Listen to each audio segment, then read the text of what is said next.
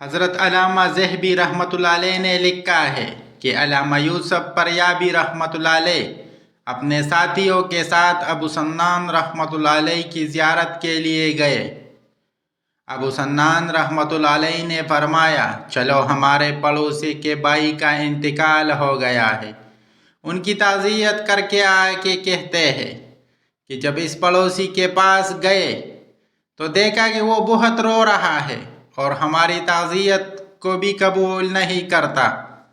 کہتے ہیں کہ ہم نے کہا کہ تو جانتا نہیں کہ موت کے بغیر چارہ نہیں؟ کہنے لگا، ہاں جانتا ہوں، مگر میں اس کے لیے رو رہا ہوں کہ میرا بھائی صبح و شام عذاب میں مبتلا ہے۔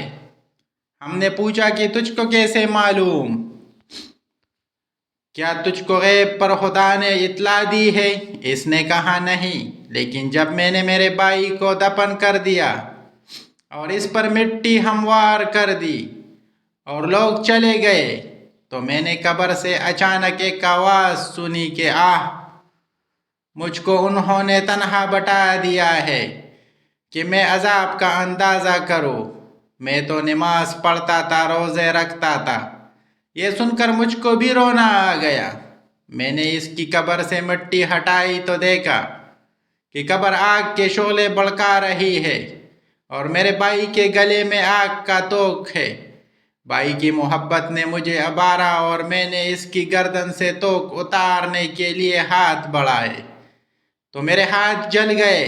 محمد بن یوسف فرماتے ہیں کہ اس نے ہم کو اتنا اپنا ہاتھ دکھایا، وہ جل کر کالا ہو گیا ہے۔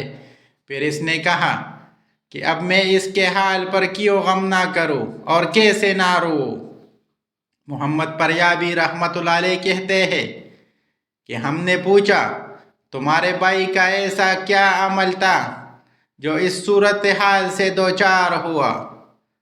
اس نے کہا، میرا بھائی بہت اچھا تھا، صرف اپنے مال سے زکوٰۃ نہیں دیتا تھا۔